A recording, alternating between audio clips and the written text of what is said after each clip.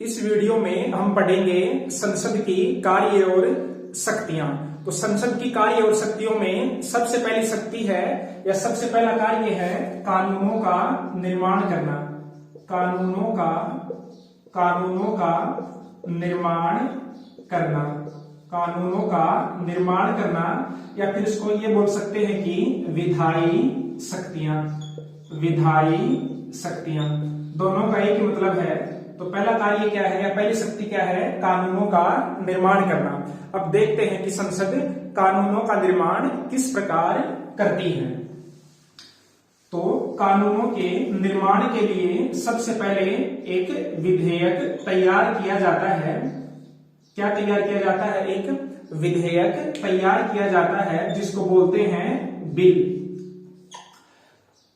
कानून का निर्माण करने से पहले एक विधेयक तैयार किया जाता है और यह विधेयक फिर संसद में प्रस्तुत किया जाता है। यह विधेयक फिर संसद में प्रस्तुत किया जाता है। संसद में प्रस्तुत किया जाता है और यह विधेयक संसद के जो दो सदन होते हैं, लोकसभा और राज्यसभा, उन दोनों में से किसी में भी पहले पेश किया जा सकता है। जो ये साधारण विधेयक होता है, यह पहले लोकसभा में भी प्रस्तुत किया जा सकता है और राज्यसभा में भी प्रस्तुत किया जा सकता है। तो मान लो ये विधेयक सबसे पहले लोकसभा में आया, तो अगर लोकसभा इसको साधारण बहुमत से पारित कर देती है तो उसके बाद यह विधेयक राज्यसभा में जाएगा और यदि राज्यसभा भी इसको साधारण बहुमत से पारित कर देती है, साधारण बहुमत से पारित कर देती है, तो फिर अब ये विधेयक कहां पर जाएगा? राष्ट्रपति के पास जाएगा। देखो, कानून बनाने के लिए सबसे पहले एक विधेयक तैयार किया जाता है, या इसको बोल सकते हैं साधारण विधेयक। तो जो ये विधेयक है ये पहले राज्यसभा में भी जा सकता है और लोकसभा में भी जा सकता है, और इन दोनों सदनों से साधारण बहुमत से पारित होने के बाद में कहा जाता है? राष्ट्रपति के पास जाता है। ठीक है, विधेयक संसद के दोनों सदनों से यानी कि लोकसभा से और राज्यसभा से पारित होने के बाद कहा जाएगा? राष्ट्रपति के पास जाता है। अब जब विधेयक राष्ट्रपति के पास चला जाता है तो राष्ट्रपति के पास तीन ऑप्शन होते हैं या तीन विकल्प होते हैं। तीन विकल्प होते हैं। कितने विकल्प होते हैं? राष्ट्रपति के पास तीन विकल्प होते हैं। अब देखते हैं कि तीन विकल्प कौन कौन से होते हैं। तो सबसे पहला तो ये कि राष्ट्रपति हस्ताक्षर कर दे। राष्ट्रपति हस्ताक्षर कर दे। ठीक है। दूसरा ये हो सकता है कि राष्ट्रपति असीमित समय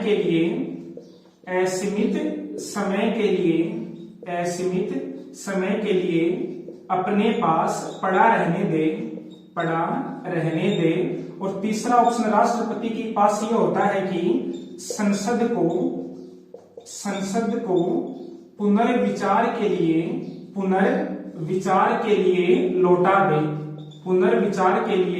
लौटा दे। जब कोई साधारण विधेयक संसद से यानी कि लोकसभा और राज्यसभा से पारित होकर के राष्ट्रपति के पास जाता है तो राष्ट्रपति के पास ये तीन ऑप्शन होते हैं। पहला ये कि राष्ट्रपति हस्ताक्षर कर दे, और यदि राष्ट्रपति हस्ताक्षर कर देगा तो वह विधेयक कानून बन जाएगा। यदि विधेयक पर राष्ट्रपति हस्ताक्षर कर देता है तो वह विधेयक फिर क्या बन जाएगा? कानून बन जाएगा। दूसरा है कि राष्ट्रपति असीमित समय के लिए अपने पास रहने दे सकता है। संविधान में कोई समय सीमा निर्धारित नहीं की गई है। राष्ट्रपति असीमित समय के लिए उस विधेयक को अपने पास रख सकता है। जो ये तीसरा ऑप्शन है, तीसरा विकल्प ये है कि राष्ट्रपति संसद को पुनर्विचार के लिए लौटा सकता है। तो राष्ट्रपति विधेयक को एक बार पुनर्विचार के लिए संसद के पास लौटा सकता है, लेकिन यदि संसद फिर से उस विधेयक को पारित करके राष्ट्रपति के पास भेज देती है तो राष्ट्रपति हस्ताक्षर करने के लिए बाध्य होता है। राष्ट्रपति हस्ताक्षर करने से मना नहीं कर सकता है। तो ये हो गए राष्ट्रपति के 3 विकल्प कि राष्ट्रपति हस्ताक्षर कर देगा तो कानून बन जाएगा। दूसरा है राष्ट्रपति असीमित समय के लिए उस विधेयक को अपने पास रख सकता है।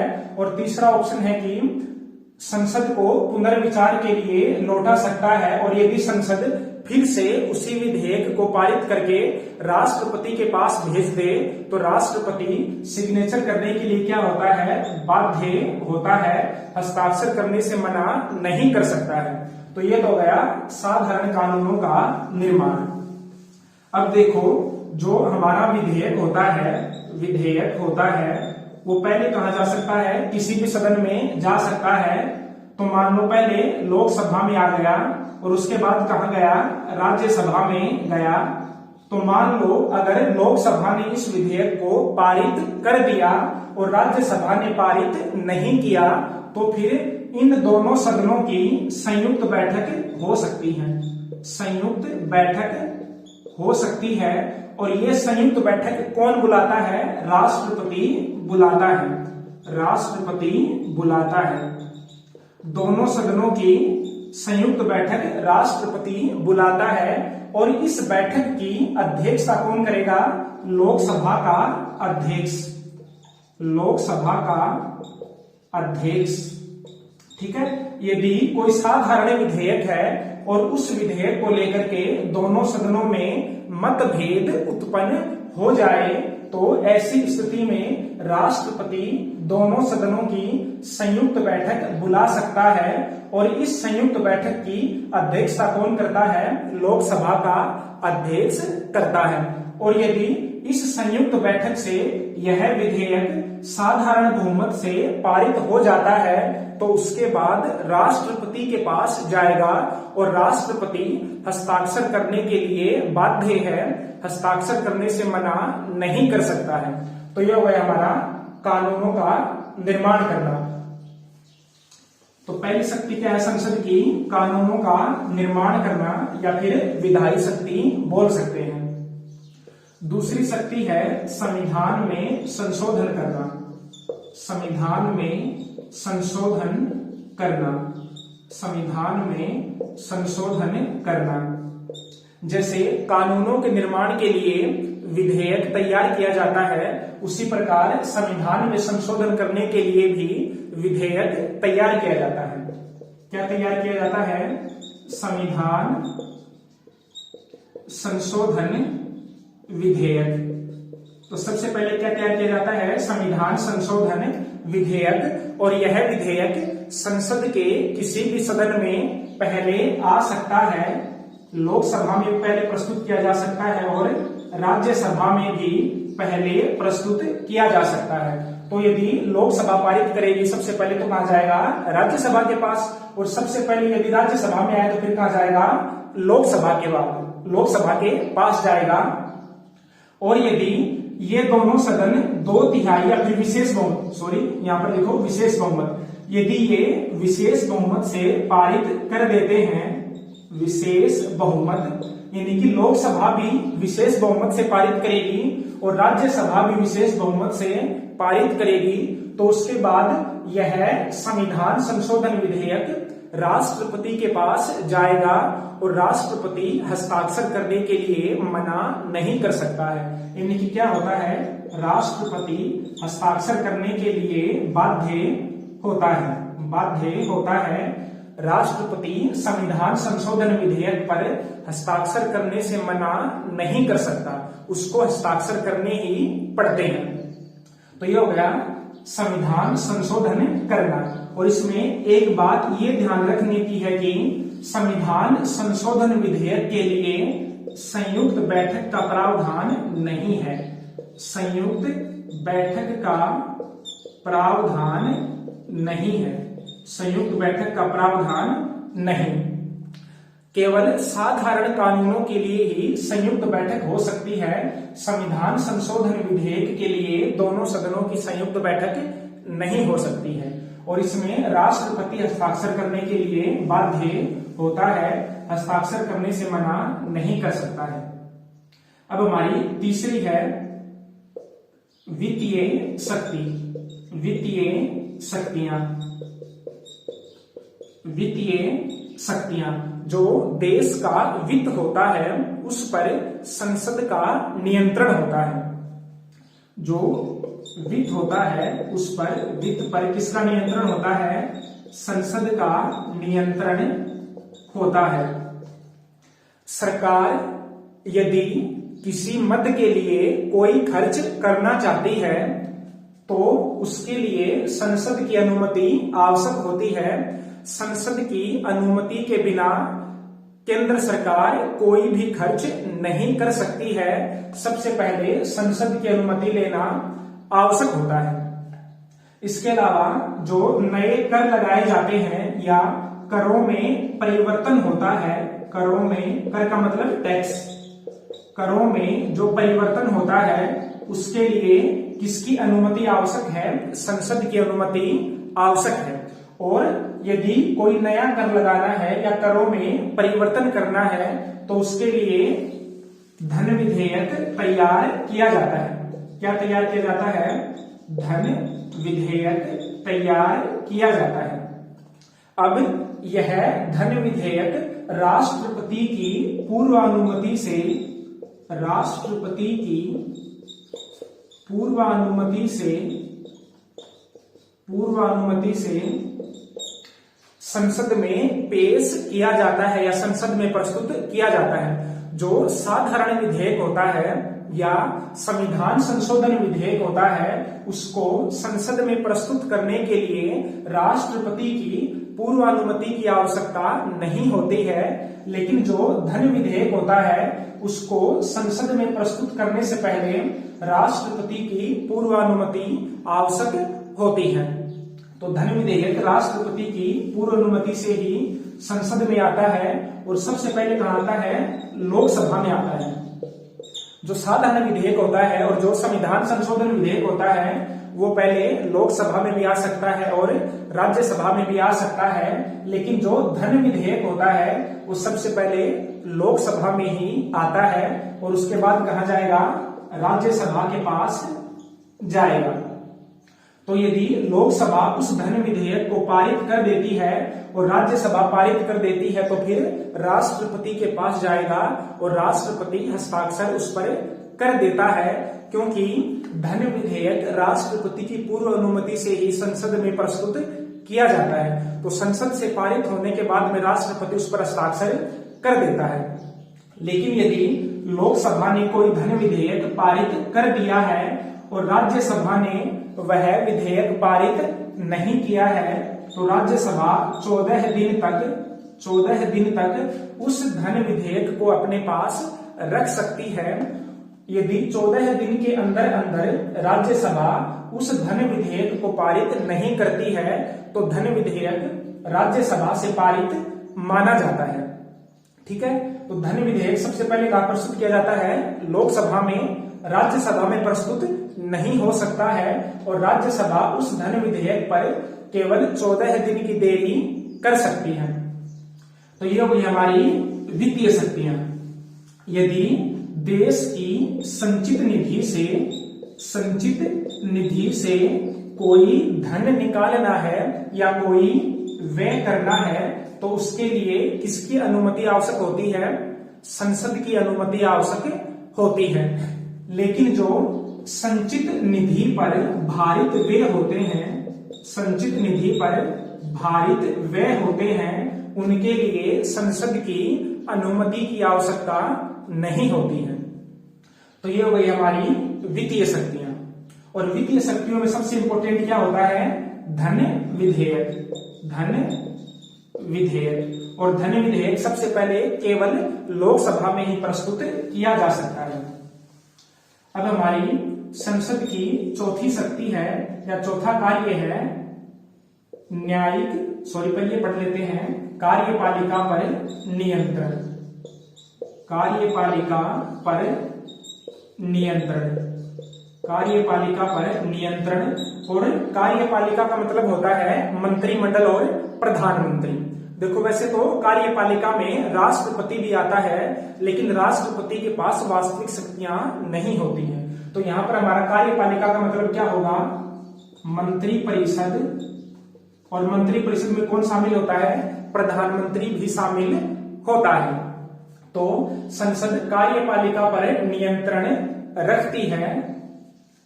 अब कार्यपालिका पर नियंत्रण किस प्रकार रखती है, तो जो संसद के दोनों सदन होते हैं, यानी कि जो लोकसभा और राज्यसभा होती है, वे कार्यपालिका से प्रश्न पूछकर उससे क्या पूछ सकते हैं, प्रश्न पूछ सकते हैं, उसकी आलोचना कर सकते हैं। यानी कि जो मंत्रिपरिषद है उसकी आलोचना कर सकते हैं, मंत्रियों से प्रश्न पूछ सकते हैं और कटौती प्रस्ताव ला सकते हैं। या फिर इसके अलावा एक होता है काम रोको प्रस्ताव। क्या होता है, काम रोको प्रस्ताव, काम रोको प्रस्ताव। इन सभी के माध्यम से जो संसद के दोनों सदन होते हैं, जो लोकसभा और राज्यसभा होते हैं, वे मंत्रिपरिषद पर यानी कि कार्यपालिका पर नियंत्रण रखते हैं।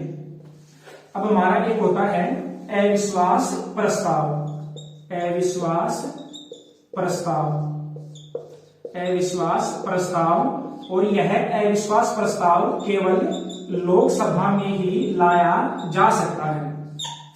यदि लोकसभा अविश्वास प्रस्ताव को पारित कर देती है तो जो मंत्रिपरिषद होती है उसको त्यागपत्र देना पड़ता है, मंत्रिपरिषद को त्यागपत्र देना पड़ता है। और ये जो अविश्वास प्रस्ताव है ये केवल लोकसभा में ही प्रस्तुत किया जा सकता है। और यदि लोकसभा मंत्रिपरिषद के विरुद्ध अविश्वास प्रस्ताव को पारित कर देती है तो मंत्रिपरिषद को त्यागपत्र देना पड़ता है, जिसमें प्रधानमंत्री भी शामिल होता है। तो ये हो गई हमारी कार्यपालिका संबंधी शक्तियां, यानी कि संसद कार्यपालिका पर किस प्रकार नियंत्रण रखती है। अब देखते हैं पांचवी शक्ति। पांचवी होती है न्यायिक शक्तियां, न्यायिक शक्तियां।